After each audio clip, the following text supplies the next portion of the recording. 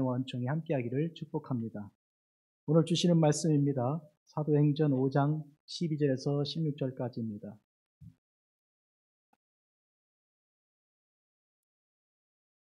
사도들의 손을 통하여 민간의 표적과 기사가 많이 일어나매 믿는 사람이 다 마음을 같이하여 솔로몬 행각에 모이고 그 나머지는 감히 그들과 상종하는 사람이 없으나 백성이 칭송하더라. 믿고 주께로 나오는 자가 더 많으니 남녀의 큰 무리더라. 심지어 병든 사람을 메고 거리에 나가 침대와 요 위에 누이고 베드로가 지날 때 혹 그의 그림자라도 누구에게 덮일까 하고 예루살렘 부근에 수많은 사람들도 모여 병든 사람과 더러운 귀신에게 괴로움 받는 사람을 데리고 와서 다 나음을 얻으니라. 아멘. 오늘 종교개혁 이제 504주년 기념으로 예배드립니다. 꼭 오늘 마틴 루터가 종교개혁을 온 세상에 선포하였습니다.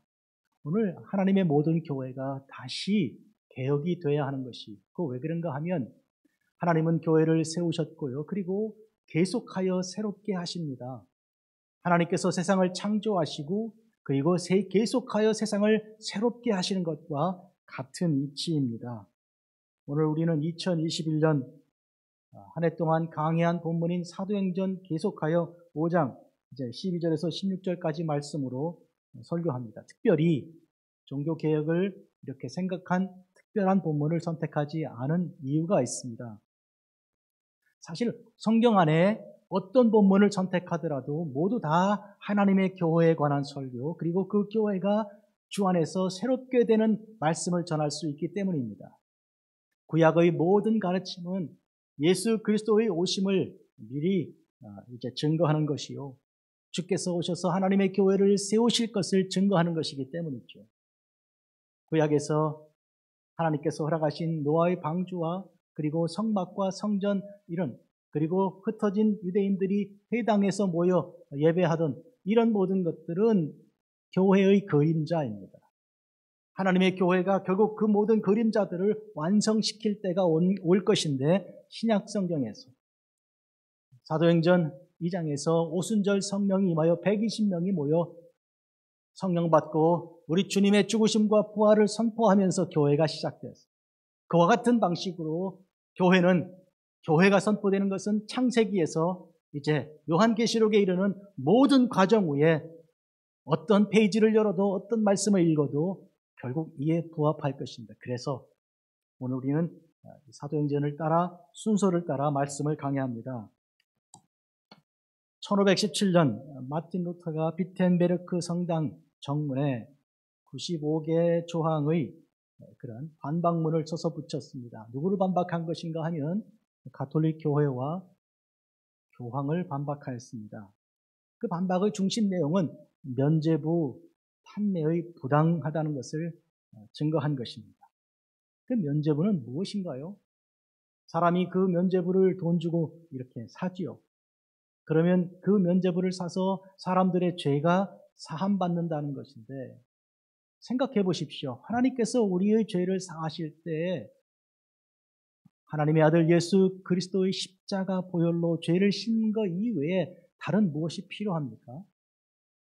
그런데 가톨릭 교황과 가톨릭 교회는 인간의 어떤 협력이 필요하다. 그 협력, 특히 돈을 주고 거기에 참여하는 것이 필요하다고 거짓으로 가르친 것이죠. 그렇게 함으로 우리의 죄도 사함받을 뿐 아니라 먼저 죽은 부모들이 천국과 이 세상 사이의 중간에 연옥이라는 데가 있는데, 그 또한 성경에 맞지 않는 일이죠. 대기하고 있는데 돈을 주고 면죄부를 살 경우 부모들이 천국에 빨리 올라간다고, 좀 특급 열차를 탄다고, 그런 거짓 가르침을 한 거예요. 그래서 돈을 딸랑하고 떨어뜨리면 돈이 떨어지잖아요. 그러면 영혼이 위로 올라간다고, 무슨 시소놀이 하듯이 그렇게 가르친 거예요. 이런 거짓의 가르침들을 반박하며 마틴 루터가 아니, 그건 말이 안 되는 것이고 하나님의 말씀에 위반되는 것이라, 이렇게 95개 항목이 주로 그 내용이었습니다. 한마디로 말하면 가톨릭 교회는 지금도 지금까지도 인간의 합력을 중요하게 생각합니다. 하나님께서 우리를 구원하시는 그 구원에 우리도 뭔가 보태야 한다고, 뭔가 할 일이 있다는 것을 자꾸 주장하는 것이죠. 생각해 보십시오. 하늘을 지으시고 땅을 만드신 하나님께서 인간의 생사화복을 주장하시고 온 우주 만물을 다 주관하시는 우리 하나님께서 우리 인간의 그 무엇을 필요로 하십니까? 그 구원의 놀라운 은혜를 우리가 생각합니다. 먼저 우리 누굽니까? 우리가 죄인 아닌가요? 우리가 얼마나 큰 죄를 지었는지 스스로 돌아보면 알 수 있습니다. 이 죄인, 도대체 하나님을 위해서 할 수 있는 일이 무엇입니까? 우리가 우리의 구원을 위하여 우리가 하는 것이 도대체 무엇이 있습니까?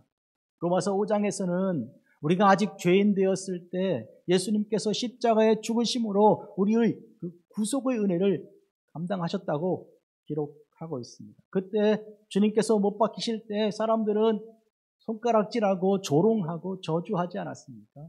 내려오면 믿겠다고 그런 식으로 십자가를 거부하지 않았습니까?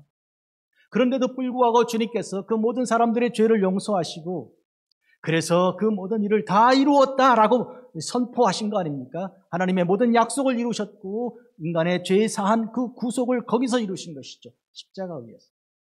그때 우리는 아직도 하나님을 대적하는 원수들이었습니다. 믿음이 없는 자들이었죠. 그런데 그럼에도 불구하고 하나님의 그 은혜로 우리를 구원하고 구속한 것에 우리 인간은 한계 하나도 없다는 거예요. 우리들 다 그때 십자가 앞에서 주님을 조롱하는 자들의 무리 가운데 있었습니다.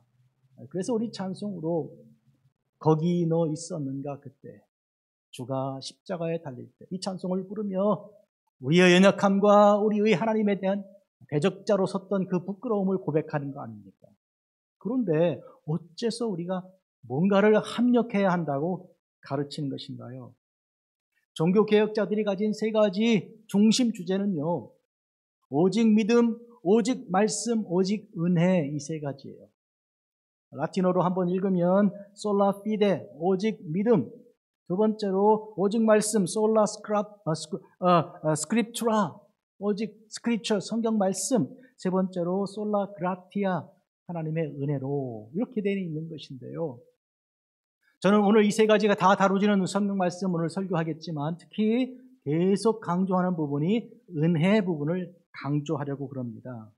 구원은 오로지 성령님의 역사를 통해 하나님께서 행하시는 은혜입니다. 은혜라는 것은요, 우리가 값을 지불하지 못하고 하지도 않은 그것이 은혜입니다. 소중하여 우리를 구원하는 그것이 은혜입니다. 구원은 인간 개인의 합력과 아무 관계없이 영적으로 우리를 새롭게 만드시고 새롭게 창조하시는 그런 하나님의 능력입니다. 인간의 합력은 결코 여기에 해당되지 않습니다.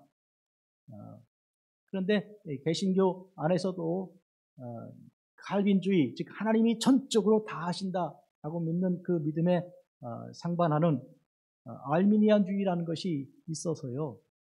뭔가 인간도 해야 한다고, 합력해야 한다고 가톨릭에서 배운 것을 가지고 온 그런 경향이 없지 않아 있습니다. 이런 대립 같은 것이 있는데 장로교회는, 특히 우리 교회 근본교회는 감사하게도 그리고 분명하게도 우리는 하나님께서 다 하시는 것 선포합니다. 1994년 5월 15일 우리 교회 첫 예배 드릴 때 첫 번째 설교 제목이 하나님의 일은 하나님께서 하신다 였습니다. 하나님의 일 중에 우리가 가장 깊이 와닿는 것이 구원 아닙니까? 하나님의 구원은 하나님께서 하신 것이죠. 그런 의미에서 거역할 수 없는 은혜, 말할 수 없는 하나님의 은혜, 갚을 수 없는 하나님의 은혜를 우리가 말하는 거예요. 요새 전 세계 한인들 사회에서 강타하고 있는 하나님의 은혜라는 복음성가를 들으면요, 아주 귀합니다. 어떤 자매는요, 눈물 없이 그 찬양을 끝내지를 못하더라고요. 한번 어떤 집회에서 앵콜이 나오니까 제가 하나님의 은혜를 부르겠는데요, 한 번도 제가 눈물 없이 부른 적이 없지만 오늘은 끝내보겠습니다. 그러더라고요. 그래서 박수가 막 나는데 못 끝내더라고요. 말할 수 없는 은혜, 갚을 수 없는 은혜. 이쯤에서는 그냥 돌아서서 통곡하더라고요. 우리가 도대체 누굽니까? 우리 같은 죄인, 죽어도 1000번, 10,000번 죽어도 마땅한 우리 죄인을 살리기 위해 하나님께서 하신 일이 무엇입니까? 당신의 아들을 보내셨고요. 모진 고통 다 당하시고 멸시천대를 다 받으시고 그 고난 속에 십자가를 지고 하나님은 당신의 아들을 십자가에 못 박아 죽이셨습니다. 그리고 그 피로써 우리를 씻으신 거예요. 그만큼 사랑하신 거예요. 도대체 이것을 우리가 어떻게 말할 수 있습니까? 어떻게 갚을 수 있습니까? 거기에 우리가 뭘 보태드렸습니까? 그래서 우리가 할 수 있는 모든 일은 예배하는 것밖에 없습니다. 인간의 행위의 가장 마지막이요 그리고 처음이요 끝은 예배입니다. 예배로서 주 앞에 영광 돌리되 하나님 하셨습니다 인정해드리고 우리 죄인입니다 고백하고 주께서 우리를 사하신 은혜를 찬양하는 것이 예배입니다. 하나님 말씀의 처음부터 끝까지 이루는 주제, 창세기 1장 태초에 하나님이 천지를 창조하시니라부터 시작해서 그리고 요한계시록에 이르러서 보라 내가 새하늘과 새 땅을, 새하늘과 새 땅이 창조된다고 새로운 능력이 나타난다고 말씀하시는 것으로, 그리고 주님께서 다시 오셔서 우리를 구속하시는 것으로 가는 이 모든 것은 하나님의 천지를 창조하시고 그리고 창조하신 것을 새롭게 하시는 그런 능력입니다. 이 일에 대하여 인간은 아무것도 한 일이 없고 도리어 하나님을 반대하고 원수가 되었으나, 그러나 하나님께서는 당신의 구원을, 당신의 그 사랑을 멈추지 않으셨습니다. 우리가 성경에서요 참 귀한 분들 많이 읽잖아요. 만나잖아요. 아브라함, 믿음의 조상이에요. 다윗, 그 시들과 그 찬양과 그 아름다운 이야기, 용맹을 생각하면 감히 따라가지도 못할 것 같아요.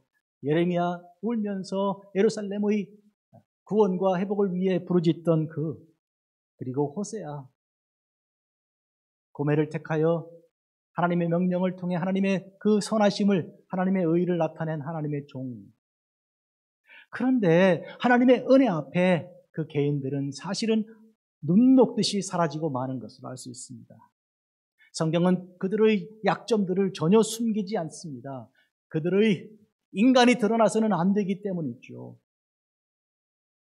3대 예언자로 말하는 이사야와 예레미야와 에스겔은 예루살렘의 멸망을 두고 중심으로 볼 때 이사야는 멸망 전에, 그리고 예레미야는 예루살렘의 멸망 때에, 그리고 에스겔은 멸망 후에 사역한 하나님의 종들인데요. 이들의 중심 주제는 하나님의 구원입니다. 이사야는 43장 19절에서 보라 내가 새 일을 행하리니 이제 나타낼 것이다. 너희가 그것을 알지 못하겠느냐? 반드시 내가 광야의 길을, 사막의 강을 낼 것이다. 광야의 길을 내면 그 광야가 광야이겠습니까? 사막에 강이 흘러간다면 그 사막이 강이 되겠습니까? 더 이상 사막이 되겠습니까? 이렇게 하나님은 사막과 광야를 뒤바꾸어서 이제 옥토가 되게 하고 사람들이 살지 못하던 죽음의 땅을 생명의 땅으로 변화시키는 새 일을 이루겠다고 말씀하십니다. 예레미야는 그 이후에 한 100년쯤, 이사야 후 100년쯤 후에 요시야 왕의 종교개혁에 적극 참여하였습니다. 하나님의 성전 안에 들어있는 온갖 우상을 다 쏟아내버리고, 그리고 우상을 섬기는 자들을 다 잡아 묶어놓고, 그리고 거룩한 하나님의 그 개혁을, 산당들을 없이 하고 하나님만 섬기게 하는 그 일을 예루살렘에서 유다와 심지어 사마리아, 그 이스라엘이 전 지역으로 퍼져나갔습니다. 이렇게 하여 갈라져 있었던 남과 북을 하나로 통일했던 그 하나님의 종 요시야 왕을 도운 결정적인 그런 역할을 맡은 하나님의 사람입니다. 이 예레미야가 그 7장 하나님의 성전 설교, 성전 앞에 사람들을 막아서서 이렇게 외칩니다. 너는 여호와의 집 문에 서서 이 말을 선포하여 이르기를, 하나님 말씀을 그는 전합니다.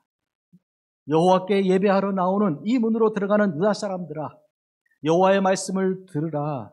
만군의 여호와 이스라엘 하나님께서 이와 같이 말씀하시되 너희 길과 행위를 바르게 하라. 그리하면 내가 이곳으로 여기서 살게 하리라. 여러분, 제사하고 나서 가서 똑같은 일을 반복하고, 즉 변화가 되지 않고 그들의 죄인인 것을 고백하지 않고 의의를 하나 더하기 위하여 제사를 드렸다, 내가 어떤 예물을 드렸다, 이걸 자랑하기 위해서 예배하는 그들을 하나님께서는 받지 않으십니다. 그리고 이어 말합니다. 이것은 여호와의 집이라, 여호와의 집이라, 여호와의 집이라 하는 거짓말을 믿지 말라 말합니다. 그게 왜 거짓말입니까? 솔로몬이 지었고 오랜 세월 하나님께 예배했던 성전이 왜 여호와의 집이 아닙니까? 그 이유는 하나님께서 거기 안 계시니까요. 빈집입니다. 하나님이 안 계시면 거기가 여호와의 집이 아니잖아요. 그런 의미에서 오늘 예레미야는 하나님 앞에 예배할 때는 말씀을 듣고 순종하고 하나님이 하시는 그 은혜를 받으라고, 겸손히 받으라고 외친 것입니다. 에스겔은 바벨론 포로 중에 그발 강가에서 하나님의 부르심 받았습니다. 그는 이렇게 선포합니다. 내가 너희를 여러 나라 가운데 인도하여 내고 여러 민족 가운데서 모아 데리고 고국 땅에 들어가서 맑은 물을 너희에게 뿌려서 너희로 정결하게 하되 곧 너희 모든 더러운 것에서와 모든 우상 숭배에서 너희를 정결하게 할 것이며 또 새 영을 너희 속에 두고 새 마음을 너희에게 두되 너희 육신에서 굳은 마음을 제하고 부드러운 마음을 줄 것이다. 보십시오. 이스라엘이 파괴되고 유다가 무너진 까닭은 하나님을 섬기지 않고 우상을 섬긴 까닭이에요. 우상은 다 약속하기를 물질을 축복 약속합니다. 많은 것을 생산할 것이고 부자가 되게 하겠다는 거짓 약속이죠. 우상이 어디 살아있는 존재인가요? 인간이 만들어 놓은 것이, 인간의 그 거짓된 생각이 우상을 만든 것이죠. 그렇게 하나님을 떠나고 물질에 매여 있는 그들을 하나님께서 흩어버리셨지만 하나님께서 그들을 다시 모아들이실 그때 하나님께서 맑은 물을 그들에게 뿌리고 그리고 또 우상 숭배에서 그들을 정결하게 하기 위하여 새로운 영을 그들에게 주겠다고. 맑은 물 성령이요 새로운 영 하나님의 성령입니다. 그와 같은 그 귀한 일을 이루실 그때 여러분 생각해 보십시오. 이스라엘 사람들이, 유다인들이 무릎 꿇고 탄복하면서 통곡하면서 주여 잘못하였나이다 회개하였습니까? 그 회개가 하나님의 그 마음을 돌이키는데 합당하였습니까?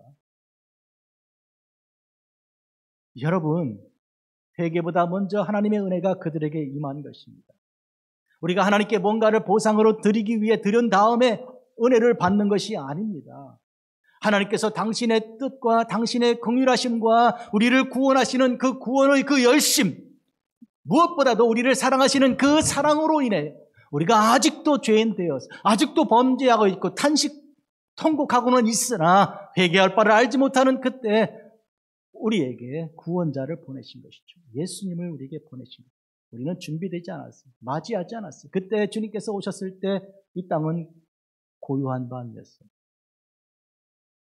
찬송소리 들리지 않았습니다. 겨우 먼 나라에서 동방박사들 몇이 왔고요. 겨우 들판에 자던 목자들이 눈을 비비고 찾아오지 않았습니까? 그 밖에 모두가 다 잠잠하였으나 그러나 그 밤은 거룩한 밤이었습니다. 우리 주님 탄생하신 밤이 아닙니까? 아무도 환영하지 않는, 영접하지 않는 우리 주님의 탄생 이후에 주님의 모든 목회의 과정을 통해서도 주님의 은혜를 기뻐하고 즐거워한 사람들은 극히 소수에 지나지 않았습니다. 대부분은 멸시천대하였고 주님께서 당하시는 모욕을 당연하게 생각한 것이죠. 모르고 착각하고 그리고 교만하였습니다.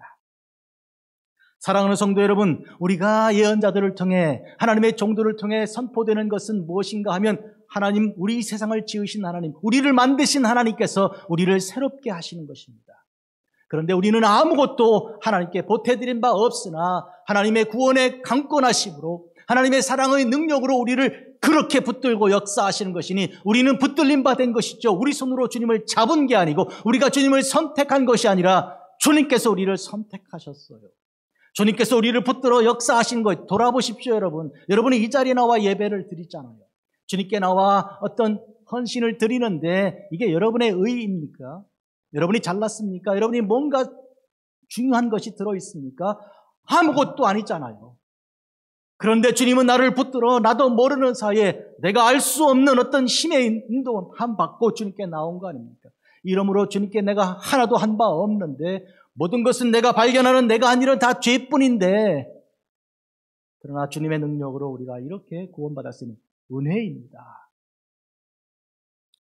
우리는 은혜의 주 예수 그리스도를 주목합니다. 십자가는 은혜 중에 은혜인데 그때 성전의 휘장이 찢어졌습니다.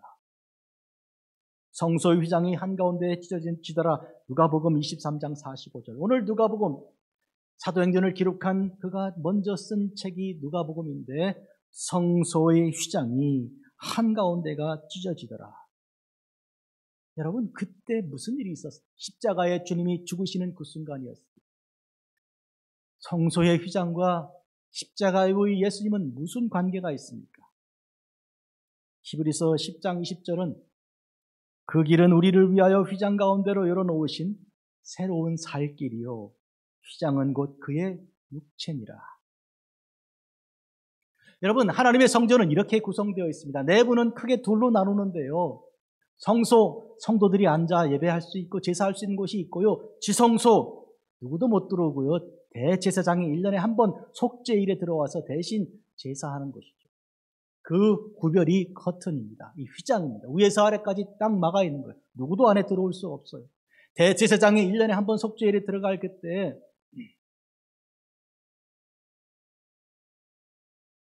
대제사장의 의복의 그 밑에 자락에 방울을 달아서 딸랑딸랑 그렇게 들어옵니다. 이 대제사장도 만약에 합당하지가 않으면 하나님께서 쳐서 죽는 거예요. 지금 법궤 앞에 있는 거예요. 법궤가 바로 맨 앞에 있고 그 앞에 법궤 위에 판이 은혜의 자리, 시은소라고 부르죠.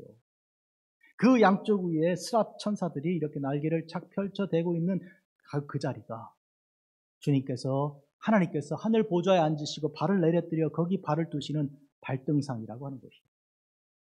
그 거룩한 자리에 대제사장이 1년에 한 번 뽑히는 대제사장이 속죄일에 들어왔다고 해도 혹시 그가 범죄하였으면, 그가 그런 자격이 없이 들어왔으면 하나님은 그대로 쳐 죽이십니다. 방울 소리가 들리지 않으면 백성들이 끈을 잡아당기면 대제사장이 끌려 나와서 그렇게 해서 장사 지내는 무서운 곳이죠. 누가 감히 은혜의 자리에 나가겠습니까? 하나님의 은혜의 자리에 나가기 위해서 이렇게 대표 제사장을 두었던 이런 제도가 예수님의 죽으심으로 휘장이 찢어졌습니다. 그 얘기는 무슨 얘기인가요? 이제는 누구든지 성소에 들어온 사람은 지성소에 들어올 수 있다는 거예요. 누구의 이름으로? 예수님의 이름으로. 그 휘장을 찢으셨기 때문인데, 그 휘장은 무엇이라고요? 오늘 보니 휘장은 곧 그의 육체니라. 예수님께서 당신의 육체를 쫙 찢어서 십자가에서 죽으심으로 누구든지 예수님을 통과하여 은혜의 자리에 나아갈 수 있게 한 것입니다. 이렇게 함으로 하나님과 우리 사이에 막혀있던 담을 헐어버리신 것이죠. 휘장을 다른 말로 담이라고 표현하였습니다. 담을 헐어버리시고 휘장을 찢어버리시고 우리가 하나님께 나아갈 수 있게 하신 것이니 이 예수님은 얼마나 귀한 분이십니까? 오늘 성경 본문에 믿고 주께로 나오는 자가 많더라. 주님께로 나가는 자, 하나님께로 나가기 위해서는 믿어야 하는 것입니다. 믿음으로 나가는 것입니다. 그래서 솔라 피데, 오직 믿음으로 주께 나가는 것이죠. 누가 감히 하나님께로 나가겠어요? 죄인들은 하나님 보면 다 죽습니다. 한데 하나님께서 허락하신 것은 예수님의 이름입니다. 너희들이 예수님의 이름으로 온다면 내가 허락한다는 것이죠. 하나님께서 당신의 교회, 즉 예수님의 몸으로써 이 세상을 구원하십니다. 우리가 교회 밖에도 구원이 있는가 이런 얘기 토론들 하는데 말이 되지가 않습니다. 왜 안 되는가 하면 교회는 예수님의 몸이기 때문이죠.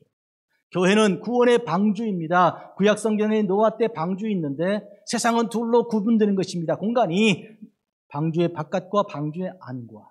구원받기 위해서는 홍수를 면하여 살기 위해서는 방주에 들어가야 합니다. 그것처럼 하나님의 교회는 들어와 구원받는 곳입니다. 그러니 교회 바깥에, 교회 안 나가고도 예수님의 몸인 교회를 의지하지 않고도 구원받으리라는 그것은 안 되는 얘기입니다. 또한 오늘 우리가 보면 구원받는 자들, 그들이 더욱 믿음으로 구원받는 자들이 수가 많아졌다는 것은 하나님의 교회가 확장되고 그리고 이제 확장되는 것을 말하는 것입니다. 다니엘 때 우상을 친 돌이 커지고 커져서 온 천하에 가득하게 되었다는 것처럼 하나님의 교회가 왕성하여 여기저기 교회들이 일어나고 믿는 자들이 발걸음이 계속하여 생겨나는 이 어마어마한 이 믿음의 행진을 말하는 것입니다. 믿는 자들은 주의 군산이 앞서가신 주님을 따라가는 이 군사들 앞에 누가 어떤 마귀 세력이 감히 설 수 있습니까? 사랑하는 성도 여러분, 오늘 하나님께서는 그 교회로서 하나님의 교회의 놀라운 이 역사하는 것을 통해서 우리를 구원하십니다. 그러므로 우리는 하나님의 교회를 날마다 생각하고 그리고 힘을 다하여 작은 교회들이 세워지도록 기도해야 합니다. 개척교회들이 자꾸 일어나야 되는 거예요. 아니 교회가 많은데 또 무슨 교회, 그건 무슨 얘기인가 하면 아니 이렇게 사람들 식구 많은데 결혼은 왜 하고 아이들은 왜 낳느냐고 말하는 것과 똑같은 거예요. 결혼을 하여 아이를 낳는 가정이 막 일어나야 다음 세대가 있는 거 아니에요. 교회들이 새롭게 계속 일어나서 새 교회들이 개척이 돼야 되는 거예요. 근데 가정생활의 행복과 기쁨을 누리지 못하는 젊은 사람들이 겁나서 결혼을 못하는 거예요. 아이, 어머니 아버지 사는 걸 보니까 아이고 나도 닮을까 겁난다. 아이, 이런 생각 속에서 가정의 기쁨을 누리지 못함으로 감히 결혼을 못하는 거니 이런 의미에서 하나님의 교회는 그 안에 기쁨이 충만하고 은혜가 충만한 가운데 성도들이 나가서 과감하게 그리고 기쁨으로 하나님의 교회를 세우고 헌신하는 데 집중해야 합니다. 우리 몸의 곳곳에 모세혈관이 있고 곳곳에 작은 세포들이 있는데 피가 다 몰려 흩어져 가야 되는 거예요. 그래야 건강하지 않아요. 그것처럼 우리는 큰 교회만 찾아다니면서 거기서 대우받을 생각을 하지 말고 작은 교회 세워질 때 가서 열심으로 돕고 헌신하고 누가 뭐라고 하든지 충성하고 최선을 다하는 하나님의 종들이 거기서 나와야 됩니다. 예수님께서 과연 이 세상에 오셨습니다. 누가복음은 벌써부터 주께서 오시는 그 일을 구약에 있는 모든 선지자들과 하나님의 종들의 그 선포를 통해서 예고된 그대로 제사장 스가랴에게서 하나들이 났다고 시작합니다. 그가 바로 세례 요한입니다. 그는 예수님께서 오셔서 하실 일을 미리 준비한 사람이었습니다. 회개하라, 천국이 가까이 왔다고 선포합니다. 그 선포는 예수님께서 이어받아서 회개하라, 천국이 가까웠다고 선포하시잖아요. 예수께서 그 자라나신 곳 나사렛에 이르셨을 때 회당에서 이렇게 하셨습니다. 누가복음 14장 16절 보면 4장 16절에 안식일에 늘 하시던 대로 회당에 들어가서 성경을 읽으시려고 서심해 선지자 이사야의 글을 드리거늘 책을 펴서 이렇게 기록한 데를 찾으셨습니다. 주의 성령이 내게 임하셨으니 이는 가난한 자에게 복음을 전하게 하시려고 내게 기름을 부으시고 나를 보내사 포로된 자에게 자유를 눈먼 자에게 다시 보게 함을 전파하며 눌린 자를 자유롭게 하고 주의 은혜의 해를 전파하게 하려 함이라. 주의 은혜의 해를 전파하게 하려 함이라. 눌린 자를 자유롭게 하고 그리고 포로된 자를 자유롭게 하고 눈먼 자에게 그 눈을 회복을 시켜주고 눌린 자를 자유롭게 하는 이 은혜, 죽은 자를 살려내는 이 은혜, 죄인을 의인으로 바꾸시는 이 놀라운 하나님의 은혜를 선포하기 위해서 바로 이사야서의 말씀을 주께서 읽으시고 이것이 너희 눈에 오늘 이루어졌다고 선포하셨습니다. 예수님께서 당신의 존재와 당신의 사역은 곧 이렇게 하나님 말씀의 모든 것을 다 그대로 성취하시고 이루시는 데 있는 것이죠. 예수님은 그 이름 자체가 예수, 구원이란 뜻입니다. 구원주 예수님께서 이 땅에 오셨는데 예수님의 일을 누가 대신하겠습니까? 아무도 대신할 수 없습니다. 예수님은 예수님, 그분의 일은 그분의 일, 우리는 그분을 따라가는 양입니다. 그러므로 인간의 구원은 예수님께서 우리에게 오심으로 비로소 완성되는 것입니다. 우리가 예수님을 선택한 게 아니고요. 예수님이 나를 선택한 것입니다. 우리가 예수님을 먼저 안 게 아니고 그분이 나를 아신 거예요. 우리가 예수님을 먼저 사랑했나요? 무슨 소리? 예수님께서 우리를 사랑하신 거예요. 사랑받을 만한 자격이 없는데 사랑한 거예요. 우리가 혹시라도 내게 이런 좋은 점이 있어서 나를 사랑하셨는가 보다 착각하지 마십시오. 예수님의 사랑은 그런 사랑이 아닙니다. 사랑받을 만하니까 사랑하는 것이 아니라 사랑하시는 분이시기 때문에 사랑하신 거예요. 오늘 우리는 이 점을 분명히 기억해야 합니다. 그런 의미에서 나를 사랑하시고 나를 구원하신 그 예수님은 절대 능력을 가지고 절대 은혜를 가지고 거역할 수 없는 은혜를 가지고 내가 보탤 것이 하나도 없는 은혜를 가지고 나를 구속하신 거예요. 혹시라도 내 속에 무엇이 있다고 뻐기고 자랑하는 자는 교만한 자요, 그는 죄인입니다. 그런 의미에서 504년 전 루터가 일어났을 때 무슨 소리 하는 거냐. 그때 당시에 사람들이 고행을 통해서 이렇게 팔꿈치와 무릎으로 기어 계단을 오르고 내리며 온몸에 피투성이가 되면서 좀 보탤라 그랬어요. 뭘 보태요? 죄사함 받는다. 요새도 금식하거나 또 어떤 어려운 일을 선택하고 그렇게 하면서 좀 뭘 보태려는 생각이 혹시 있는 사람이 계시다면 그래서는 그건 되는 게 아니시죠. 마틴 루터는 내가 아무리 고통을 하고 온몸이 피투성이가 되고 기어도 내 속의 죄의식은 사라지지가 않는 것이다. 뚜렷하고 확실하고 분명한 것은 나는 1000번 만번 죽어야 할 사람이지 이런다고 내 마음이 편해지지 않는다는 것을 아는 것이죠. 그렇다면 오호라 나는 곤고한 사람이로다. 누가 이 사망의 몸에서 나를 건져낼 것인가 하는 사도 바울의 부르짖음이 루터에게도 있었던 것이죠. 그리고 뭐라고 선포합니까? 예수 그리스도의 성령의 법이 죄와 사망의 법에서 나를 해방하였다고 선포한 그 선포가 받아들여진 거예요. 하나님의 은혜로 말씀에 기록된 그대로 그것을 믿는 믿음으로 이렇게 구원받는 것을 선포한 것이죠. 그러니 당대 교황 앞에 95개를 써서 붙이면서 당시 인간은 교황 앞에 파리 목숨이죠. 죽이라면 불 속에 집어넣을 수 있는 그런 시대였어요. 그러나 죽음을 두려워하지 않고 하나님의 은혜를 가지고 선포한 그의 모습 속에 하나님의 교회가 하나님께서 새롭게 하심이 된 것입니다.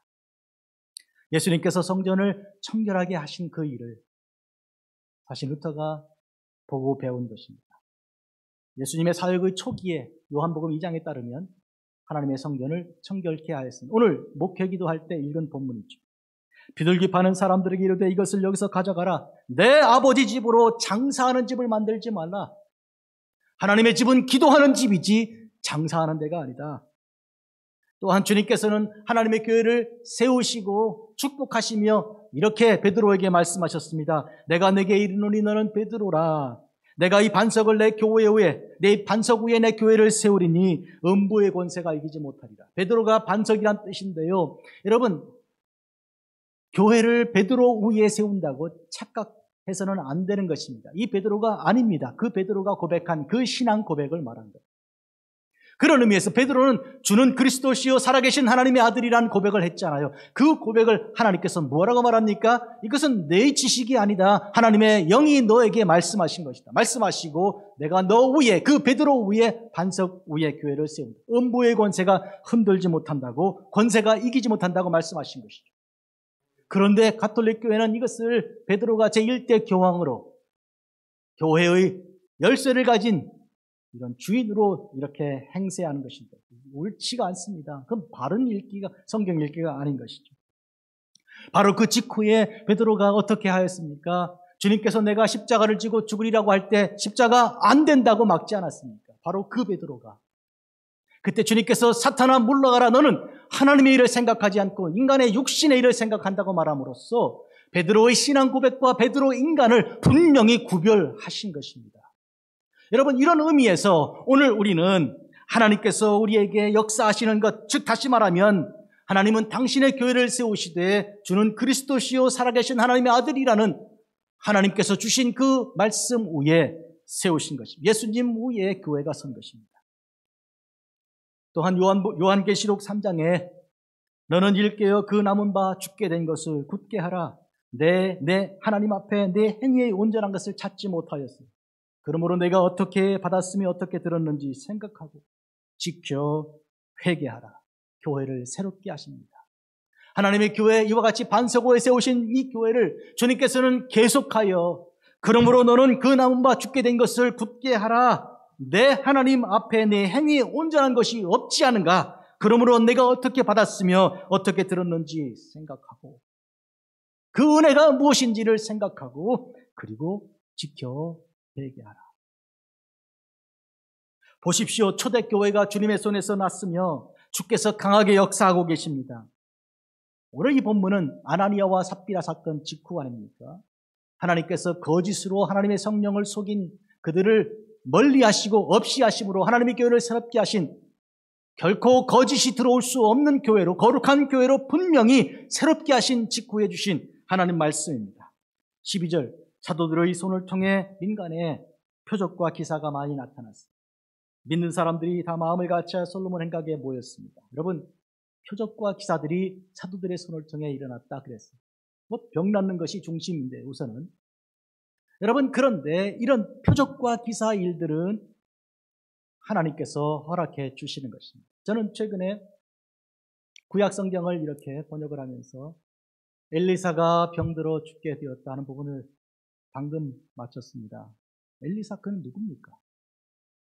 죽은 자를 살린 자 아닙니까? 그 엘리사가 병들어 죽게 되었다. 사도 바울, 그가 누굽니까? 그런데 그가 그 약한 육체의 가시가 그대로 남아 있습니다. 이것은 우리가 누구인지를 분명히 밝혀주는 것입니다. 우리가 예수님의 이름으로 기적이 일어나는 것은 주님께서 하시는 일이지 내가 하는 게 아닙니다. 그런데 우리는 내가 한 줄로 착각하는 경우가 생기는데 아닙니다, 여러분. 하나님의 영광을 가로채서는 절대로 안 됩니다. 주님께서 해주시는 까닭이 무엇입니까? 우리가 복음을 증거할 때 그 복음을 확증하기 위해서 기적을 보여주신 것입니다. 우리는 복음을 전하고 말씀을 전할 뿐입니다. 그 말씀이 맞다. 그 말씀 그대로 하나님의 아들 예수님이 우리에게 오셨고 우리를 위해 죄사함을 그래서 우리를 살리시는 능력을 보인다라고 선포할 때 맞다고 선포하시기 위해서 주께서 기적을 직접 이루시는 것입니다. 믿는 사람들이 다 마음을 같이하여 했고 오늘 솔로몬 행각에 모였다 그래요. 성전의 한 구석이 솔로몬 행각, 성전 바깥에 행각이 있는데요. 여러분, 이후에 사도들은 성전에서부터 나가서 유대와 사마리아와 그리고 온 땅으로 퍼져나갈 때 각각 곳에 있는 회당을 사용하여서 복음을 전했습니다. 사도 바울의 모습 보면 가는 곳마다 회당을 찾아가서 안식일마다 말씀을 증거하였습니다. 그런데 여러분, 성전과 회당들은 인간의 제도가 아닙니다. 하나님의 교회를 미리 표상으로 보여준 역사적인 미리 보여준 그러한 구조물들입니다.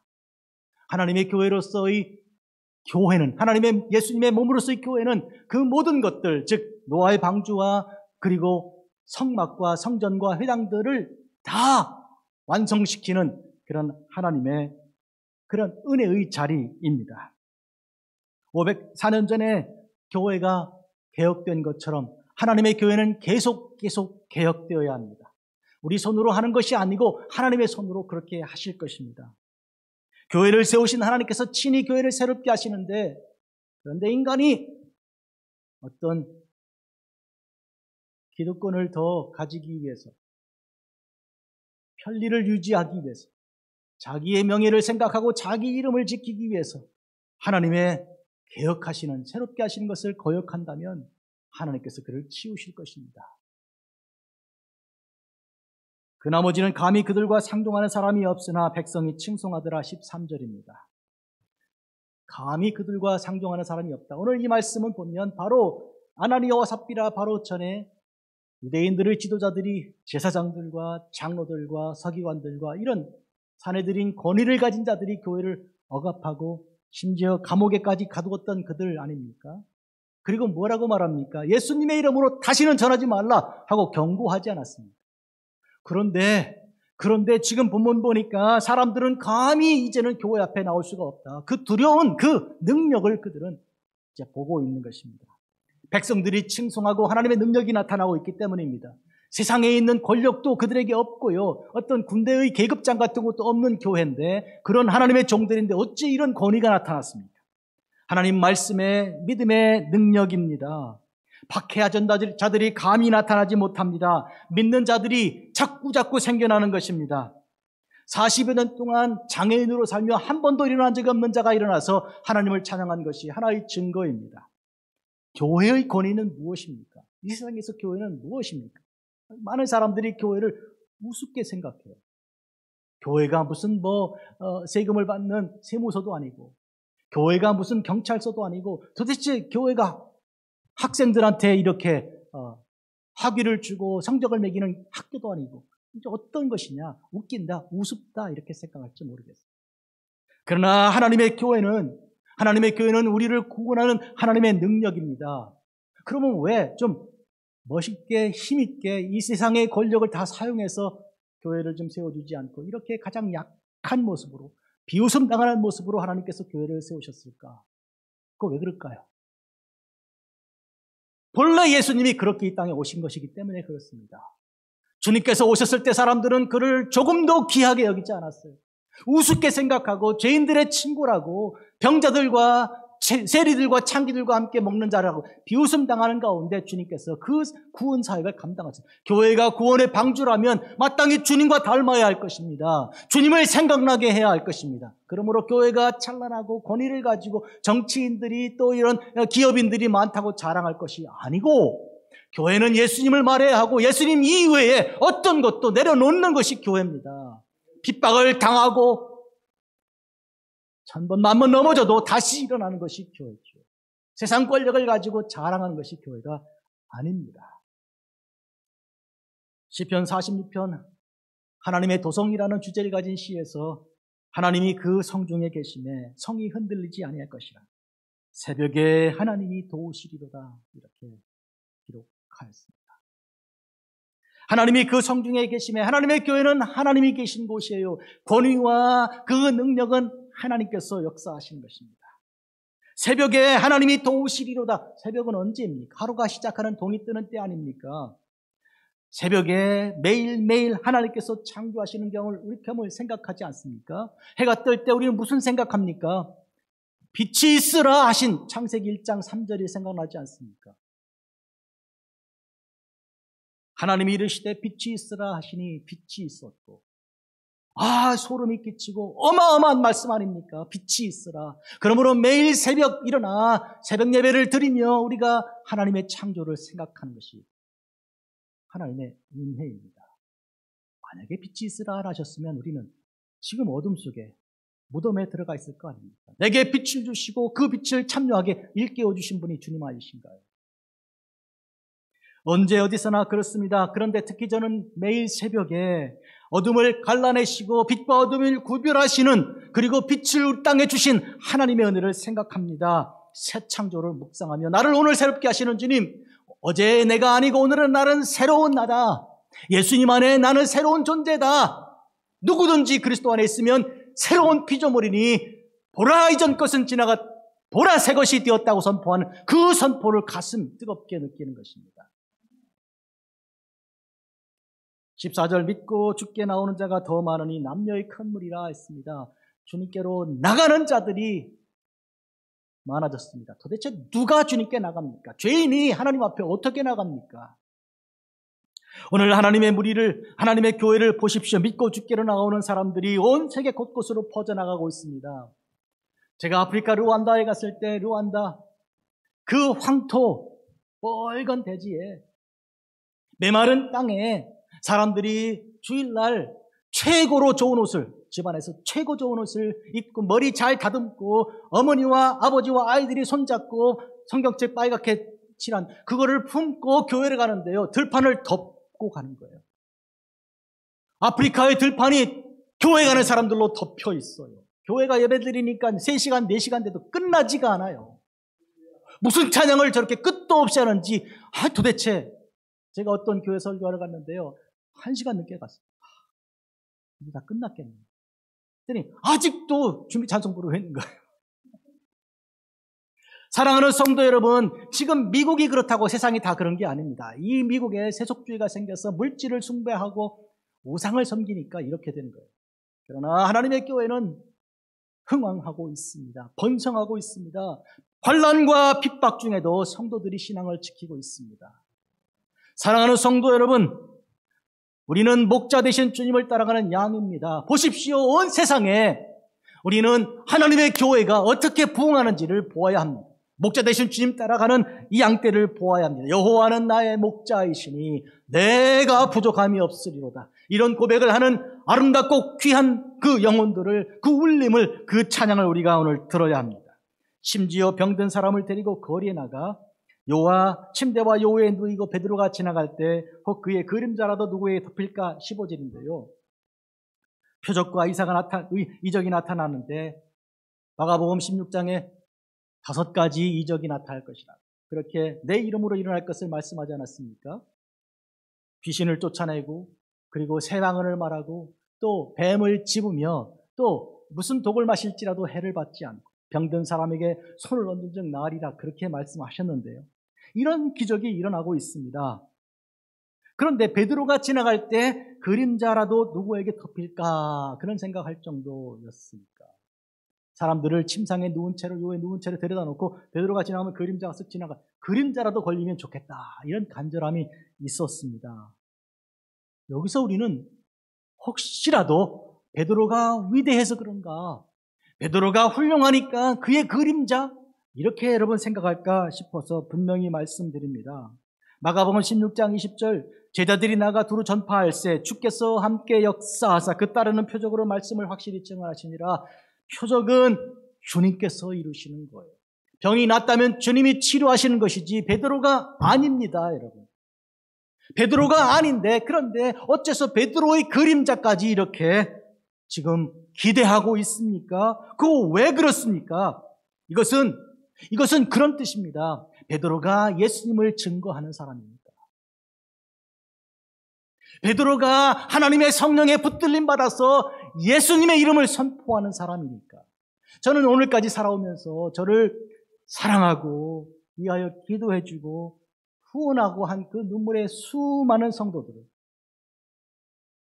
잊지 못합니다. 왜 그럴까요? 제가 예뻐서 그런가요?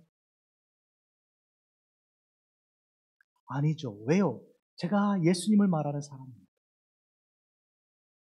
옛날에 시골에서 우체부가 오면 밭일하는 거 다 그만두고 어떻게 해요?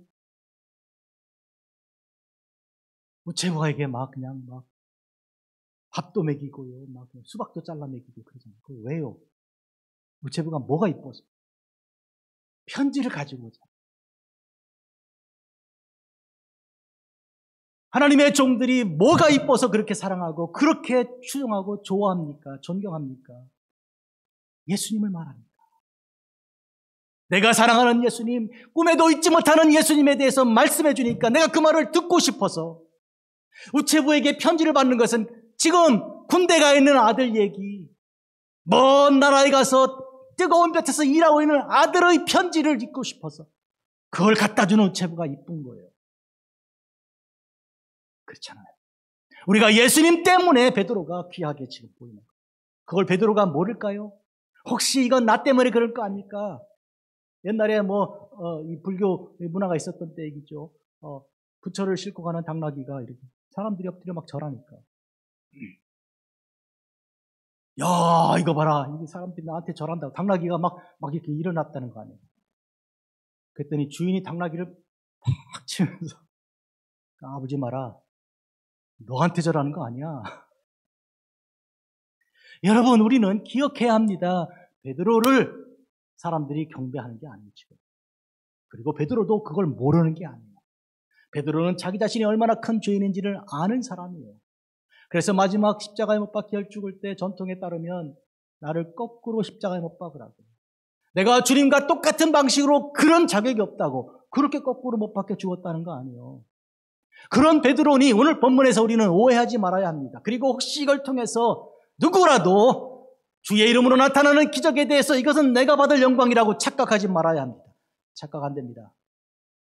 하나님은 그 누구도 당신의 영광을 나눈 적이 없습니다.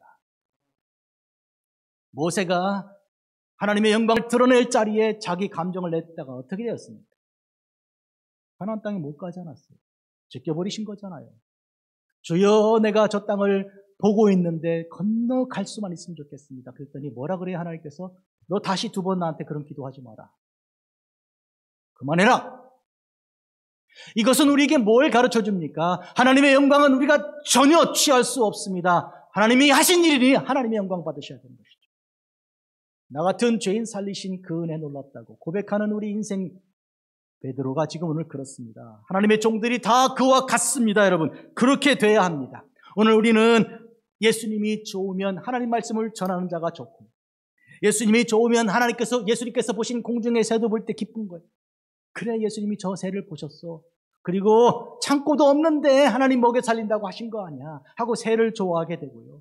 예수님이 좋으면 예수님께서 말씀하셨던 그 들에 있는 풀꽃도 좋아하는 거예요. 나 저 풀 너무너무 좋아. 왜 좋냐? 그러면 예수님께서 저걸 보고 솔로몬보다 더 이쁘다고 하셨거든.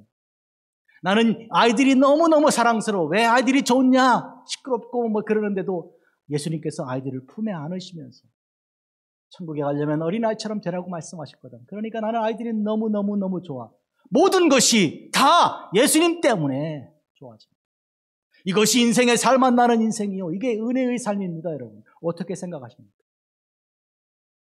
그러므로 예수님이 좋음으로 그분의 은혜가 놀랍고 크므로 예수님의 이름으로 말미암아 역사가 나타나 주님이 하시는 일을 증거하는 하나님의 종들이기 때문에 그와 같이 따르고 그와 같이 받들어 주는 것입니다, 주의 종들을. 16절, 예루살렘 부근에 수많은 사람들이 모여 병든 사람과 더러운 귀신에게 괴로움받는 사람들 데리고 와서 다 나음을 얻었습니다. 주께서 치료하시는 대로 역사하신 것인데 오늘 특히 기억해야 할 것은 예루살렘 부근에 수많은 사람들도 했습니다. 바로 이제 하나님의 교회의 영역이 확장돼가는 그런 모습을 지금 보는 것입니다. 예수님께서 하신 말씀 기억하십니까? 오직 성령이 너희에게 임하시면 너희가 권능을 받고 예루살렘과 온 유대와 사마리아와 땅끝까지 이르러 내 증인이 되라 하시지 않습니까? 지금 보니까 예루살렘의 한 다락방에 모였던 그들이 지금 성전까지 퍼져나갔고, 그리고 이어서 예루살렘 부근의 많은 사람들까지 지금 퍼져나간, 점점 이것이 넓게 퍼져나가는 것입니다.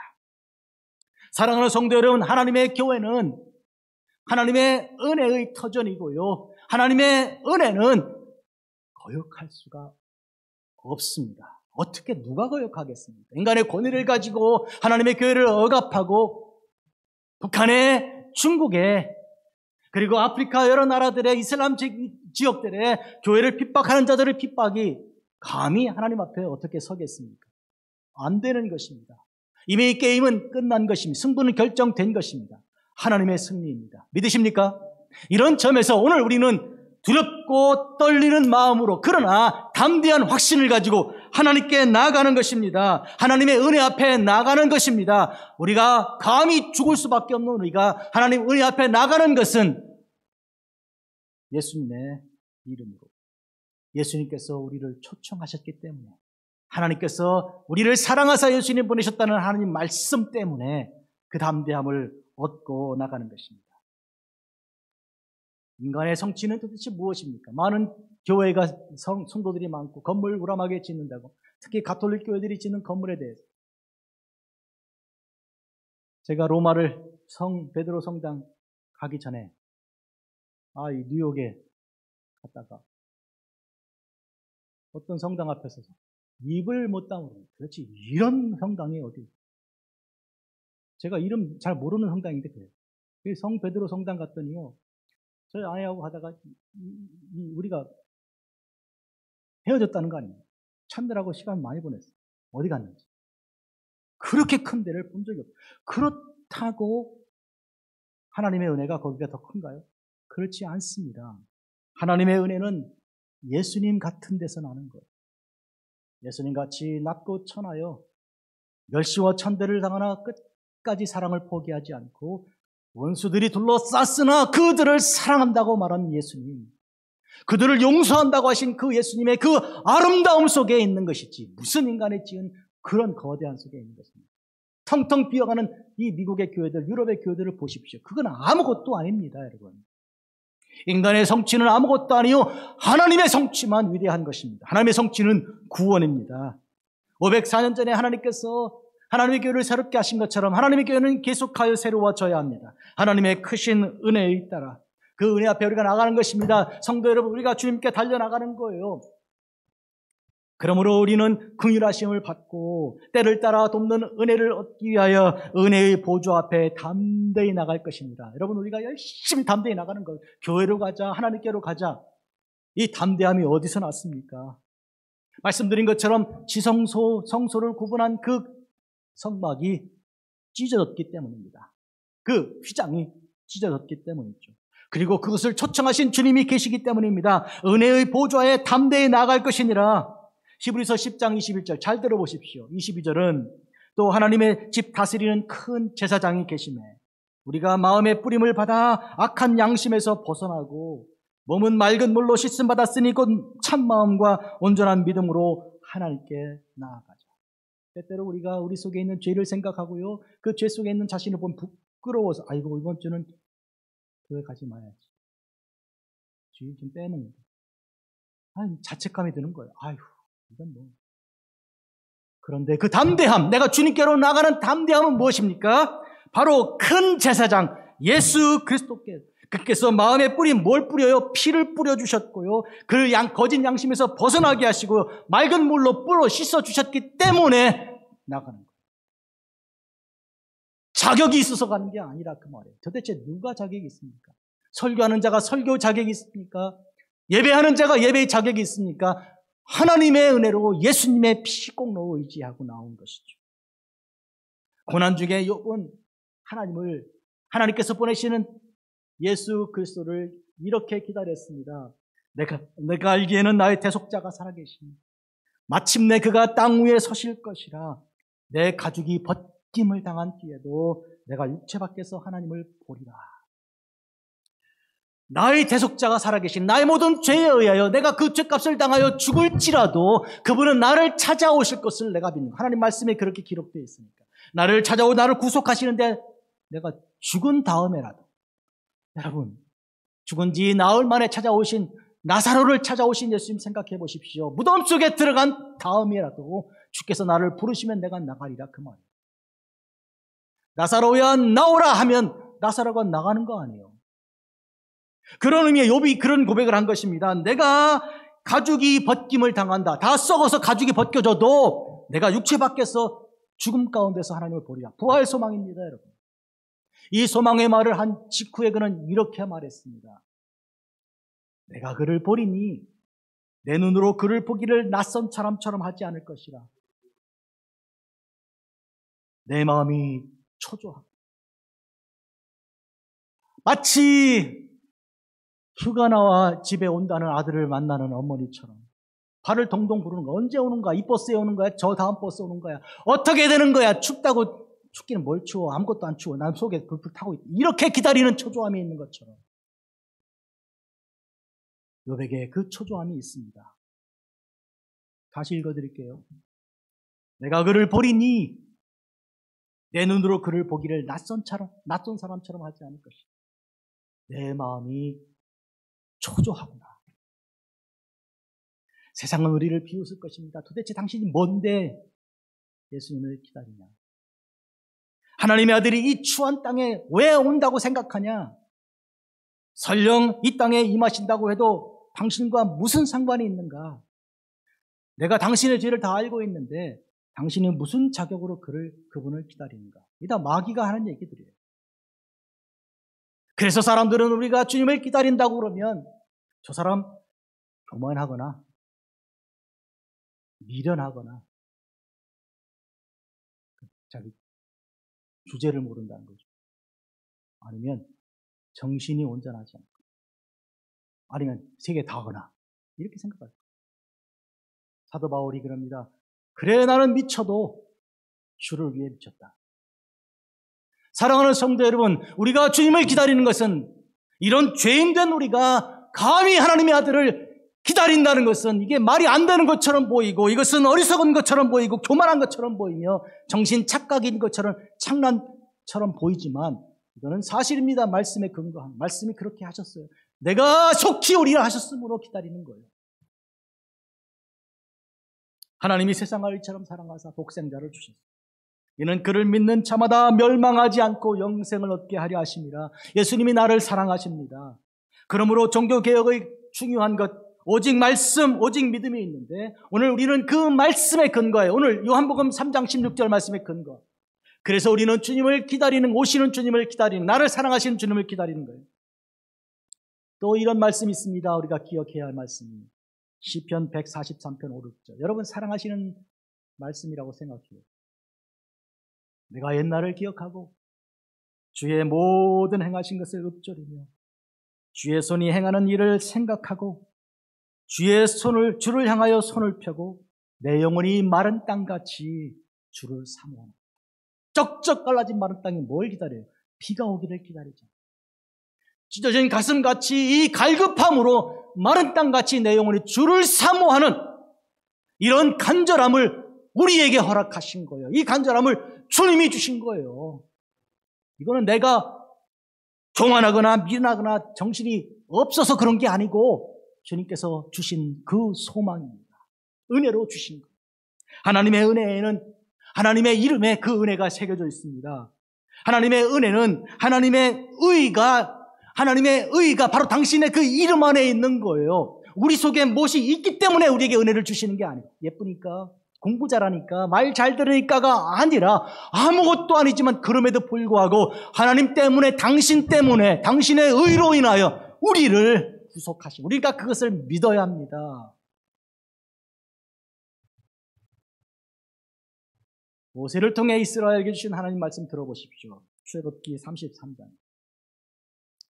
여호와께서 이르시되 내가 내 모든 선한 것을 내 앞으로 지나가게 하고 여호와의 이름을 내 앞에 선포한다. 여호와 이름.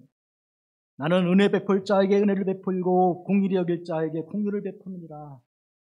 생각해 보십시오. 여러분, 이스라엘이 이때 어떤 일이 있었는가? 금송아지를 만들어서 춤추며 이렇게 우리를 구원했다고 하나님을 배반하고 금방 나온 지 얼마 안 돼. 지금 애굽에서 나온 지 2달밖에 안 된 거예요. 그런 그들이 모세가 없는 40일을 견디지 못하고 하나님 말씀 받으러 올라갔는데 그동안 금송아지 만들어 춤추고 뛰는 거 아니에요. 그런데 하나님께서 그들을 멸하지 않고 용서하신 거예요. 용서하시고 주신 말씀이에요. 내가 내 모든 선한 것으로 내 앞에 지나가게 할 것인데 여호와의 이름을 내 앞에 선포할 것이다. 여호와의 이름에 은혜가 있고 내가 은혜 베풀 자에게 은혜를 베풀고 공의를 여길 자에게 공의를 베푼다. 이건 내 마음이다 그 말이에요. 내 마음이다. 은혜 받을 만한 사람이기 때문에 은혜를 주는 게 아니고 내가 베풀고 싶어서 베푼다 그 말이에요. 하나님의 전적인 구원의 은혜의 의지죠. 그래서 시편 143편 11절은 다시 시편 143편으로 돌아갑니다. 여호와여 주의 이름을 위하여 나를 살리시고 주의 의로 내 영혼을 환난에서 이끌어내소서. 주의 이름을 위하여 나를 살리시고 내가 살아야 될 이유가 있는 게 아니야. 내가 어떤 잘난 것이 있기 때문에 내 생명이 연장받아야 되는 게 아니다 그 말이에요. 나는 아무것도 없는데 주님의 이름을 위해서 나를 살려주시고 주의 의로 내 영혼을 환난에서 끌어내달라. 그래서 예수님께서 이렇게 기도를 가르쳐 주셨어요. 이렇게 기도해라. 그러면 이렇게 기도하라. 하늘에 계신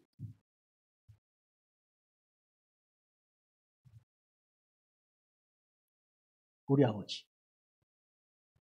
이름이 거룩히 여김 받으시고 이것이 우리가 입을 열어 기도하는 첫 번째 음성이 되어야 합니다. 하늘에 계신 우리 아버지, 그의 이름이 거룩히 여김 받으시고 왜요? 그 이름에 은혜가 새겨져 있기 때문이죠. 그 이름은 하나님의 의이기 때문입니다. 하나님의 이름을 위하여 우리를 구원하시는 거예요. 하나님이 좋은 분이니까 우리를 구원하시는 거예요. 이것을 믿어야 담대함이 생깁니다. 제가 감옥에 가서 복음을 전하는데 우리는 포기한 사람들이야. 우리는 여기 벌써 40년째 있는 사람들. 이렇게 말하는데 제가 예수님의 이름을 말합니다. 하나님의 의를 말합니다. 그러면 그들이 일어납니다. 그렇다면 내게 소망이 있네요. 나는 포기했습니다. 사랑하는 성도 여러분, 오늘 우리는 하나님의 이름을 거룩히 여김 받으시기를 선포합니다. 마지막으로 인용할 말씀이에요. 잘 들어보세요. 고린도후서 6장 1, 2절. 우리가 하나님과 함께 일하는 자로서 너희를 권하노니 하나님의 은혜를 헛되이 받지 말라. 이르시되 내가 은혜 베풀 때에 너에게 듣고 구원의 날에 너를 도왔다 하셨습니다. 보라, 지금은 은혜 받을 만한 때. 보라, 지금은 구원의 날이다. 지금입니다. 지금 주님께서 그 놀라운 은혜를 가지고 우리를 부르십니다. 수고하고 무거운 짐진 자들아 다 내게로 오라. 내가 너희를 쉬게 하리라. 기도하겠습니다. 거룩하고자 미로우신 주 아버지 하나님, 죄악으로 죽을 인생을 구원하여 주셔서 감사합니다. 예수 그리스도를 이 땅에 보내주셔서 그 모든 죄를 다 사하시고 구원하여 주신 그 은혜를 감사합니다. 교회를 세우시고 교회로서 죽어가는 세상의 빛과 소금이 되게 하심 감사합니다. 곳곳마다 교회를 세우시고 날마다 새로운 교회로서 하나님의 은혜의 해를 선포하시는 우리 주님께 영광을 돌립니다. 예수 그리스도의 이름으로써 모든 표적과 기사가 일어나고 있습니다. 이 모든 놀라움은 구원의 소식입니다. 이 놀라운 구원의 소식을 세상에 선포하는 이 일에 하나님 저희들의 인생을 경주하고 다 바치게 하여 주옵소서. 부르심 받은 그대로 가게 하옵소서.